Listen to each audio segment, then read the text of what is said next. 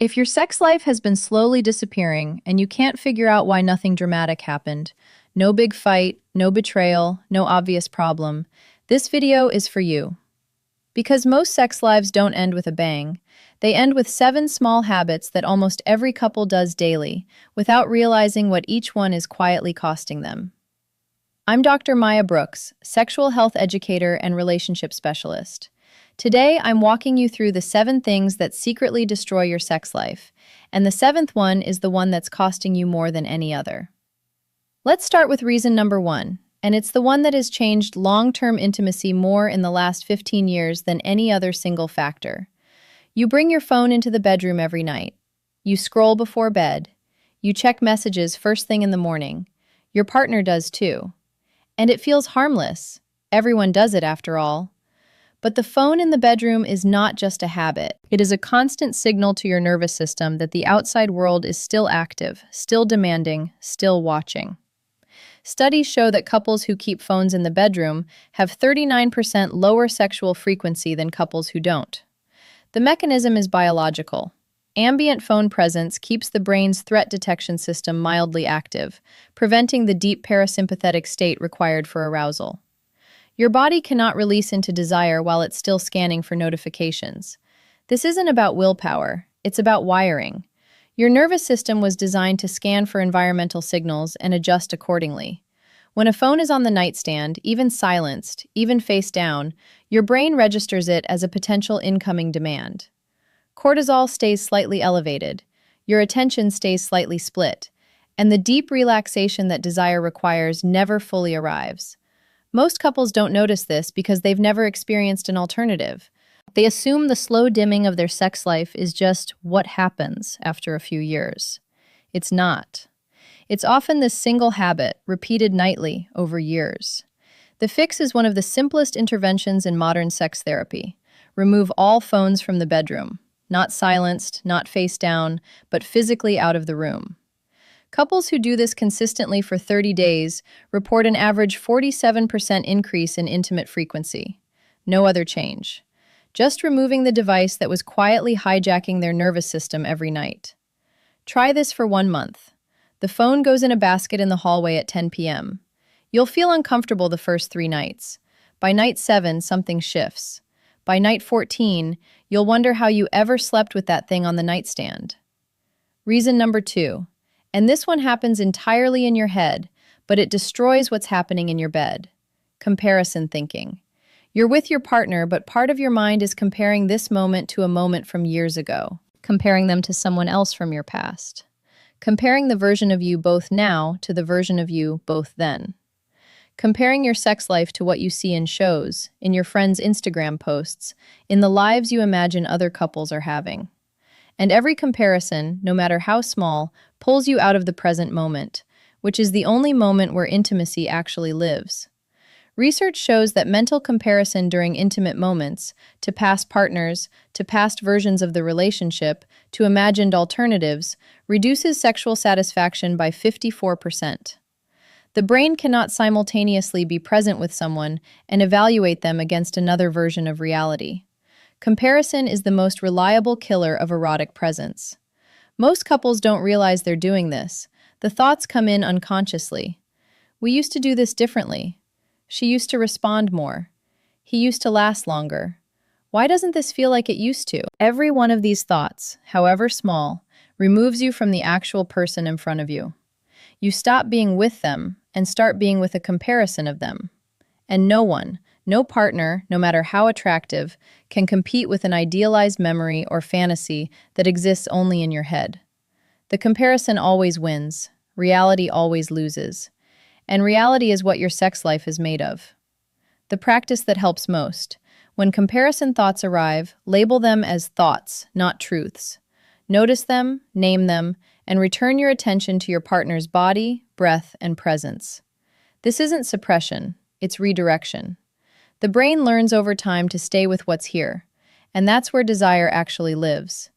This single practice, noticing comparisons and redirecting attention, has been one of the most impactful interventions in modern sex therapy. It costs nothing. It takes no skill. It just requires awareness that the comparison is happening and the willingness to return to the present. Most couples have never been told this is even a problem. Now you know. Reason number 3. And this one happens in almost every long-term relationship without anyone noticing it's a problem. You and your partner finally get into bed at the end of the day, and what do you talk about? The kids' schedules, tomorrow's grocery list, the email you forgot to send, the plumber coming on Thursday, the vacation you're trying to plan, logistics, endless logistics. And every logistics conversation in bed slowly converts that space from a sanctuary into an extension of your operations center. Couples who regularly discuss logistics in bed report 41% lower sexual desire than couples who keep operational conversations out of intimate spaces. The brain associates spaces with what happens in them. When the bedroom becomes a place where to-do lists are processed, the body stops associating that space with desire and starts associating it with work. Your nervous system is constantly building associations. The bedroom, ideally, is a space your nervous system associates with rest, safety, and intimacy.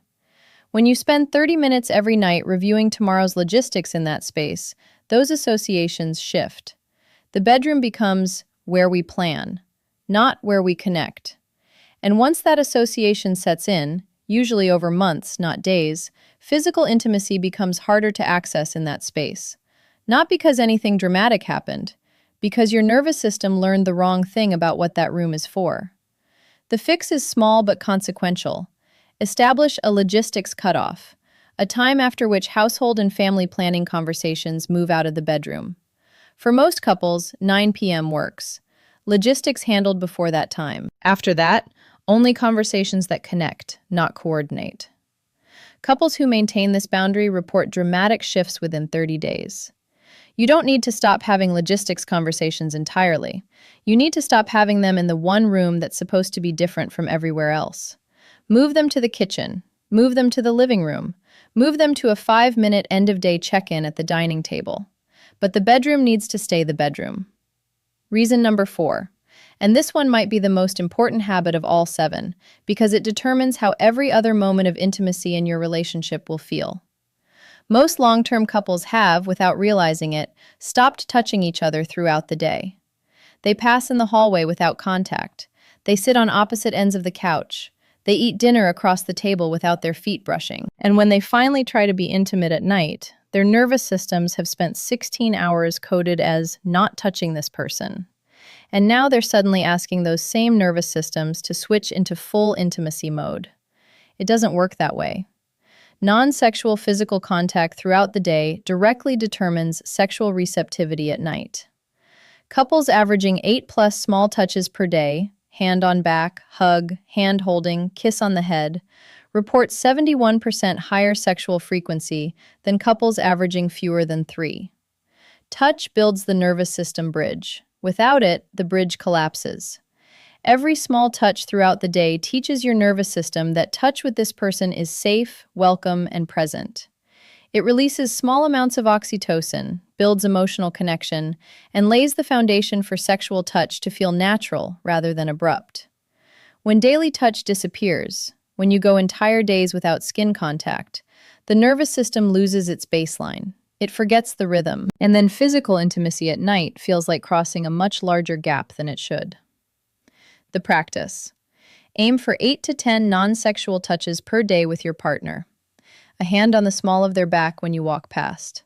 A 20-second hug when one of you comes home. Holding hands during a TV show. A kiss on the head while they're cooking. No agenda, no expectation, just contact. This is what makes everything else possible. Don't think of this as extra effort. Think of it as foundation. Without it, every other thing you try to do for your sex life is harder. With it, every other thing becomes easier, sometimes dramatically so. Touch is not a result of intimacy. Touch is the soil intimacy grows in. Reason number 5. And this one is the most counterintuitive habit on this list, because almost everyone believes the opposite of what's actually true. Most people, especially after a few years in a relationship, only initiate intimacy when they feel in the mood. If desire shows up spontaneously, they act on it. If it doesn't, they wait.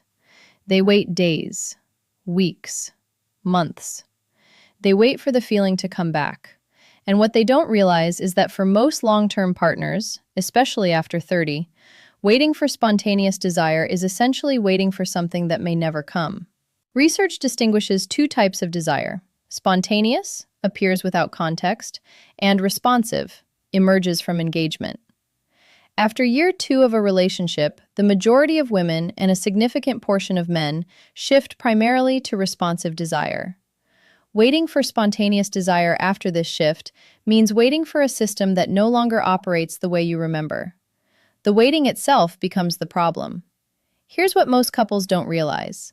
For people with responsive desire, the experience often goes, you start engaging in intimacy without feeling fully in the mood, and the engagement itself activates the desire. Arousal arrives during the experience, not before it. This is completely normal, completely healthy, and completely different from what culture teaches us about how desire is supposed to work. Most couples who think their sex life is dying are actually just waiting for spontaneous desire that doesn't come for either of them, when both of them have shifted to responsive desire and don't know it. The practice. Initiate intimacy as an experiment rather than waiting for desire. Approach your partner with curiosity and openness, even when you don't feel in the mood. Start with non-sexual touch, slow connection, and presence. Most couples discover that desire emerges during the engagement, not before it. This single shift in approach changes long-term sex lives more than any other. You don't have to feel desire to initiate. You just have to be open to engagement. And the engagement is what creates the desire. This is the opposite of what most people are taught. It's also the only thing that actually works long-term. Reason number 6. And this one is the deepest of the 7, the one that quietly poisons everything else if it's not addressed. You avoid hard conversations with your partner. The small disappointments, the unmet needs, the moments that hurt, the things you wish were different. You tell yourself you're keeping the peace, being patient, picking your battles. And meanwhile, every unspoken grievance accumulates in your body, and your body cannot fully open sexually to a person it's silently angry at. Couples who avoid difficult conversations report 49% lower sexual satisfaction than couples who engage them directly and repair quickly. Avoidance doesn't preserve intimacy, it suffocates it. Every swallowed grievance becomes a small wall. By year 5, most couples have built a building full of walls and are trying to be intimate inside of it. The body keeps an honest record. Even when your conscious mind has forgiven, forgotten, or rationalized, your nervous system remembers. It remembers the time you felt dismissed, the conversation that ended without resolution, the hurt you didn't name because you didn't want to seem dramatic. All of it lives somewhere in the body, and all of it shows up, not as conscious resentment, but as a body that doesn't quite open, as desire that doesn't quite arrive, as a sex life that feels distant for no reason you can name. The fix is hard but transformative. Name one small resentment per week with your partner, not as attack, but as information. I've been carrying this and I want to put it down. Can I tell you about it? Couples who establish this rhythm report dramatic shifts in both emotional and sexual intimacy within 60 days. Repair, not avoidance, is what protects long-term desire. You don't have to address every hurt in one conversation. You don't have to be perfect at this. You just have to start naming what's there, small piece by small piece, instead of swallowing it. Your body has been keeping the record. Now you can finally close some of the files. Reason number 7, and this is the one I told you was costing you more than any of the others. Most long-term couples have, without realizing it, started treating sex as a destination, something to arrive at, something to perform, something with a clear endpoint that determines whether the encounter counted. This mindset turns intimacy into work. It introduces performance anxiety. It makes the journey feel like preparation instead of the actual experience. And it slowly removes the thing that made intimacy feel good in the first place: the presence, the play, the discovery. When couples treat sex as performance with a clear endpoint, anxiety responses increase by 67% and pleasure responses decrease proportionally. The brain cannot simultaneously be performing and experiencing. Destination-focused intimacy systematically extracts the very things that make sex pleasurable, in service of an outcome that loses its meaning the moment you arrive. The most pleasurable sex of your relationship, if you reflect honestly, was probably not the sex with the most dramatic ending. It was the sex with the most presence. The sex where you weren't trying to get anywhere. The sex where time disappeared, and what mattered was what was happening in that exact moment, not what would happen next. Long-term couples lose this almost without noticing. They become outcome-focused. They start measuring sex by frequency, by orgasms, by whether it happened. And the more they measure, the less it feels good. The shift that changes everything. Treat intimacy as a journey, not a destination. Drop the endpoint. Drop the measurement. Let encounters end wherever they end. Let pleasure be the goal, not orgasm. Let connection be the goal, not completion. Couples who make this single mindset shift report higher satisfaction within weeks, often without changing anything else about what they do together. So here's what I want you to do with everything in this video. Don't try to fix all 7 habits at once. Pick the one that hit hardest, the one you knew, the moment I named it, that you do every single day. Start there. Give yourself 30 days. Watch what changes, not just in your sex life, but in your whole relationship. None of these habits are dramatic. All of them are reversible. And the difference between couples whose intimacy thrives and couples whose intimacy quietly dies usually comes down to whether they ever stop to notice these patterns at all. You just did. Now you can do something about it. If this video helped you see something you hadn't seen, share it with someone who might need it. Subscribe for more honest, evidence-based conversations about intimacy and what it actually takes to build a long-term love that thrives. Your sex life is not over. You're not too late. You just needed a different map.